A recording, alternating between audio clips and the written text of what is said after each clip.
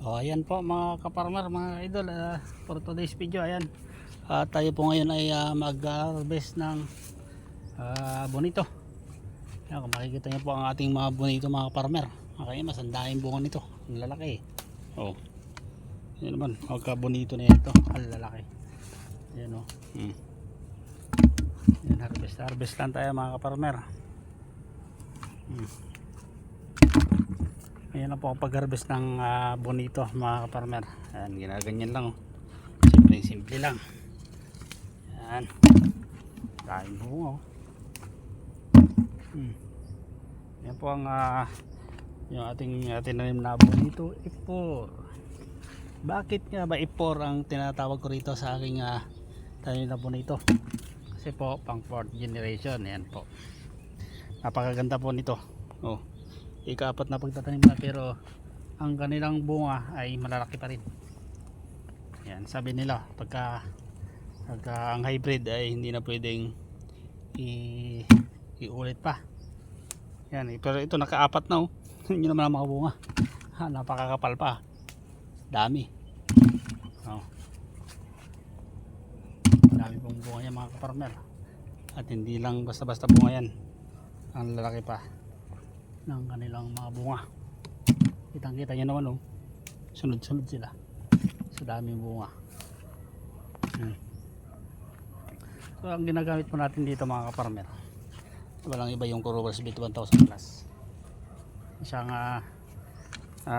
nagpapatunay na talagang maganda ang ating mga tinatanim.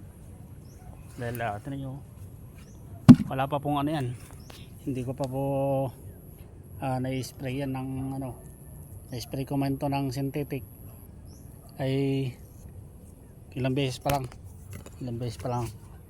Hindi ko naman po sinasabi na 100% ay Growers Beet 1000 plus yung aking ginagamit, hindi gumagamit pa rin naman po ako ng mga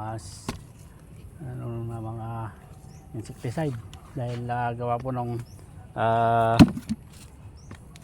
yung mga aphids yan ay hindi po kaya ng Growers Beet 1000 plus. Ang pinakaganda nito mga kaparmer, wala po kayo makikita dito na may isang tusok o yung tinatawag na tusok ng ng fruit fly. Wala po. Ayan o, ganda ng mga bunga saglit pa lang ako namimitas mapupuno ko na agad tong timba. Ito yan lang mga kaparmer, yan lang ang ating ginagamit, Growers Beet 1000 plus. Kaya sa may mga gustong sumubok dyan, PM nyo lang po, Agri Kaimas Vlog. Ayan. So ayun, maraming salamat na naman pong muli sa inyong pagsubaybay at pagsama sa akin dito. At ako po ay patuloy na mamimitas. Hanggang dito na lang po. Hanggang sa muli nating mga video. Sana po ay patuloy nyo po akong subaybayan at suportahan. Maraming salamat po.